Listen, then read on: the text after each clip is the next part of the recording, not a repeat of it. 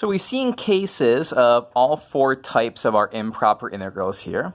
So in these last couple of videos, we're going to wrap things up with some big picture comments. And so we're going to look at some important theorems and how to apply them. So the first one is we're going to look at the p integral over the interval from a to infinity. So what is this p interval here? What does this mean? Well, the p integral, let me say that right. The p integral is the integral from a to infinity of dx over x to the p. So we're integrating the function x to the negative p. And so what the theorem is saying here is that if p is strictly greater than 1, the integral of this is a to the 1 minus p over p minus 1. And if p is, I've made a typo here. That's a bad typo. If p is less than or equal to 1, it diverges.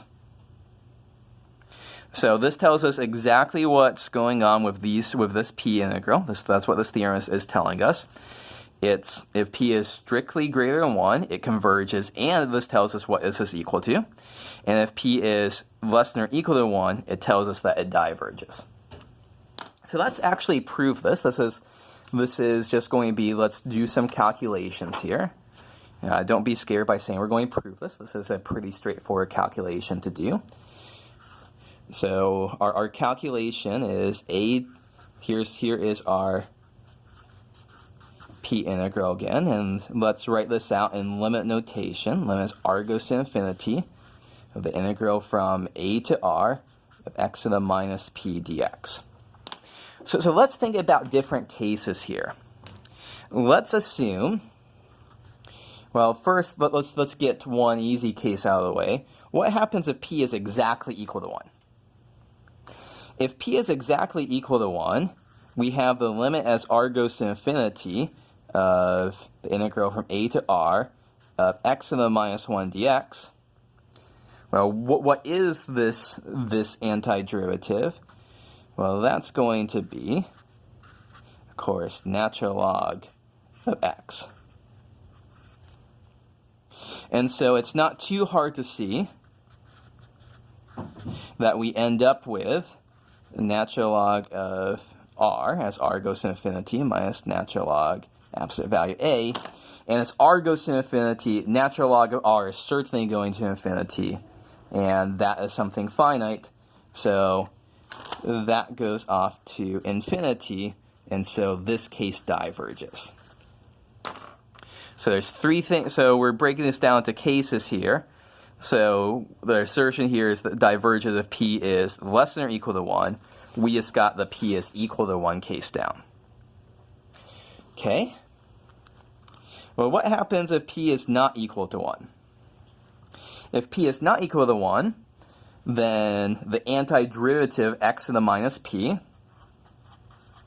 is going to be, when we integrate this, we get x to the minus p plus 1. We add 1 to the exponent, and we divide by that exponent.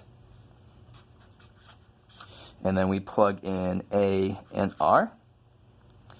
And so this is going to be the limit as r goes to infinity of r to the 1 minus p divided by 1 minus p minus a to the 1 minus p divided by 1 minus p. So a to the 1 minus p over 1 minus p, that's something finite. That's not the problem. The thing that could be the problem is this thing finite?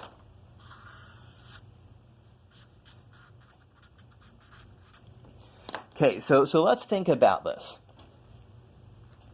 In general, we're going to be able to say here that the limit as r goes to infinity of r to the 1 minus p, that's equal to infinity if 1 minus p is positive, and it's equal to 0 if 1 minus p is negative.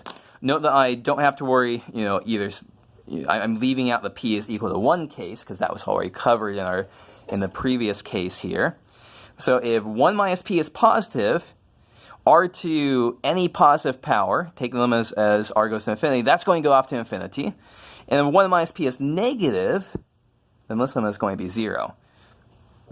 So that takes care of these two cases. So let's put everything together here. If 1 minus p is positive, this integral is going to diverge. And 1 minus p being positive is the same thing as p being less than 1. So this case is going to diverge. P is equal to 1 is going to diverge. And so that gives us that our p integral diverges if p is less than or equal to 1. Okay, so then in our other case, if p is 1 minus p, let me get that out of the way. If 1 minus p is negative, that means p is strictly bigger than 1. And then our limit ends up being 0 minus this expression here. And so we conclude that the integral from a to infinity of x to the minus p dx is equal to minus a to 1 minus p over 1 minus p. That's just me copying this over here, 0 minus that. And negative a to the 1 minus p over 1 minus p. If you hit the denominator with a minus sign, you get exactly that answer right there. So here we can do the calculation for the p integral over a to infinity. This will tell us everything. It converges exactly when p is positive. It diverges, p is strictly greater than 1. Diverges if p is less than or equal to 1. And when it converges, we know it's exactly equal to that. So that's the p integral over a to infinity. We also can run into trouble when x is going to 0. So when x is going to 0, we also run into trouble. The denominator is going to be 0. And so we actually have a second theorem. So our second theorem is about the p integral over the interval from 0 to a. So this is also an improper integral because our function is unbounded as x gets closer and closer to 0. Our integrand is unbounded. And so we actually have a very similar statement here, that depending on what p is, it either converges or diverges. And if the integral does converge, because we're in this case, we know exactly what it's equal to. Once again, let's do these calculations. Let's prove this, and it's just going to be doing lots of calculations. So we're looking at the integral from 0 to a, x to the minus p dx. And that is going to be the limit as, let's use r goes to 0, of 0 from the right, in this case, of r to a, of x to the minus p dx. So once again, we should split off p is equal to 1 as a separate case, a special case here, because in that case, we're going to have the limit as r goes to infinity from the right, the integral with x to the minus 1 would be natural log of x. Plug in r and a. Limit as r goes to 0 from the right, natural log of a minus natural log of r. And as r goes to 0 from the right, natural log of r goes off to negative infinity. Pick up that minus sign. This gives us positive infinity. So this diverges. So we see that p is equal to 1 is one of our cases where this diverges. Okay, let's do the p is not equal to 1 case. So we can integrate this to get x to the 1 minus p divided by 1 minus p plug in r and a. And so we're going to end up with the limit as r goes to 0 from the right of a to the 1 minus p divided by 1 minus p minus r to the 1 minus p divided by 1 minus p.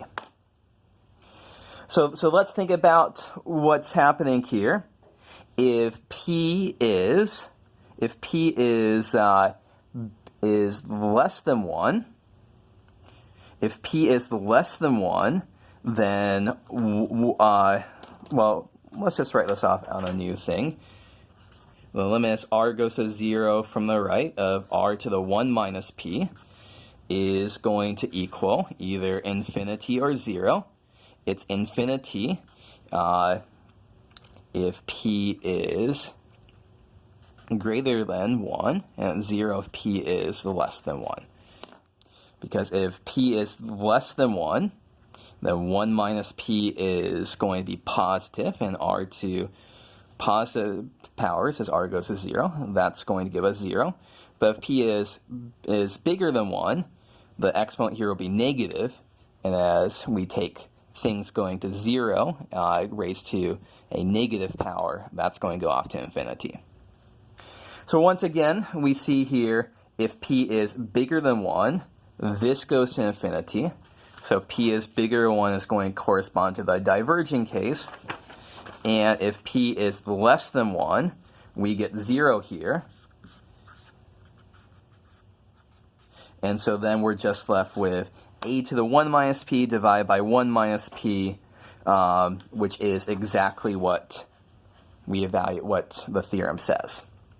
So these are a couple important cases. It's good to know this stuff off the top of your head. It's also good to be able to derive it.